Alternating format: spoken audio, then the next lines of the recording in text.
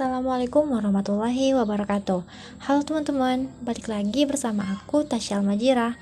Pada pembahasan kita kali ini, kita akan menganalisis cerpen angkatan 80 yang berjudul Mbah Bengok karya Yusuf Bilyarta Magun Wijaya atau disingkat dengan YB Magun Wijaya. Selanjutnya, dalam cerpen ini ada 4 karakteristik karya fiksi angkatan 80-an.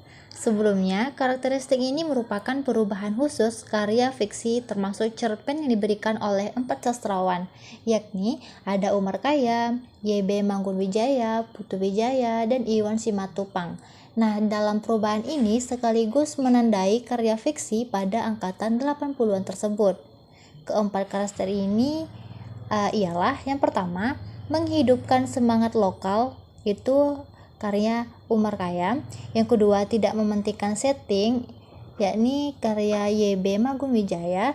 Dan yang ketiga, tidak memberikan batasan yang jelas antara peristiwa, realita, dan khayalan tokoh sehingga muncul bentuk baru yaitu absurd atau Putu Wijaya.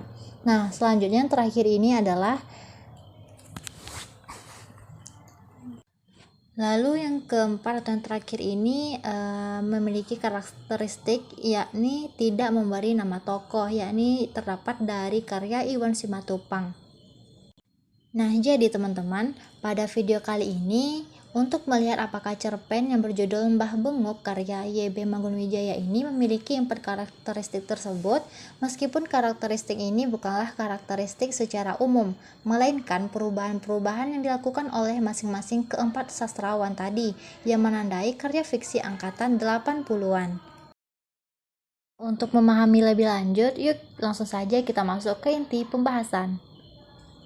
Yang pertama, menghidupkan semangat lokal. Karakteristik menghidupkan semangat lokal pada cerpen ini terlihat dengan adanya penggunaan bahasa Jawa. Yang pertama, penggunaan kata mbah dalam bahasa Jawa yang artinya kakek atau nenek. Adapun penggunaan kata benguk dalam bahasa Jawa memiliki arti tumbuhan jenis kacang kara yang besar, kulitnya berbulu, dan bijinya dapat dibuat tempe. Yang kedua, tidak mementingkan setting. Dalam cerpen ini hanya terdapat 3 latar tempat, yaitu di tengah kampung, di tepi jalan, dan di samping rumah. Nah, jadi teman-teman, dapat dikatakan bahwa pada cerpen ini tidak terlalu mementingkan latar tempat, dibuktikan dengan sedikitnya identitas tempat yang muncul pada cerpen ini. Dalam cerpen ini lebih mementingkan suatu peristiwa atau alur yang terjadi. Yang ketiga, tidak memberi batasan yang jelas antara peristiwa, realita, dan khayalan tokoh sehingga muncul bentuk baru yaitu absurd. Nah, pada cerpen ini teman-teman, berdasarkan analisis tidak memiliki karakteristik ketiga. Namun, terdapat satu hal yang unik dalam cerpen ini, yakni hal tersebut dapat dilihat pada kutipan berikut. Nah, dari kutipan tersebut, YB Magun Wijaya di dalam cerita ini menyelipkan pemikirannya tentang perkataan seorang tokoh dalam novel Telegram karya Putu Wijaya, dan tidak hanya itu, ia mengaitkan pemikirannya itu dengan tokoh di dalam cerpennya yang mengatakan bahwa perkataan tokoh pada novel Telegram itu menunjukkan pada tokoh Mbah Bengok dan Ibu Santi di dalam cerpen Mbah Bengok karyanya. Yang keempat, tidak memberi nama tokoh. Pada cerpen ini terdapat karakteristik tidak memberi nama tokoh. Hal ini dapat dilihat pada kutipan berikut.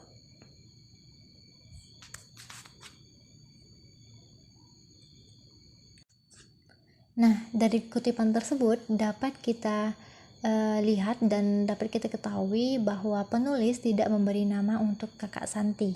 Jadi tokoh tersebut juga tidak jelas ia laki-laki atau perempuan, karena dapat dikatakan bahwa ia merupakan cucu yang besar berusia 6 tahun yang tentu saja kakak dari Santi yang masih berusia 5 tahun. Nah, baiklah teman-teman, dari cerpen Mbah Bengok ini dapat kita simpulkan berdasarkan pembahasan secara keseluruhan, cerpen yang berjudul Mbah Bengok karya Y.B. Magun Wijaya ini memiliki karakteristik, yakni perubahan-perubahan khusus pada karya fiksi yang menandai sastra angkatan 80-an.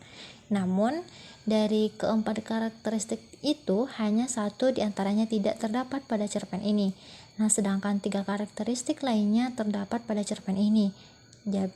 Akan tetapi teman-teman, tetap saja ada keunikan dari cerpen ini, yakni penulisan menyelipkan pemikiran-pemikirannya terkait peristiwa yang terjadi di dalam cerpen tersebut.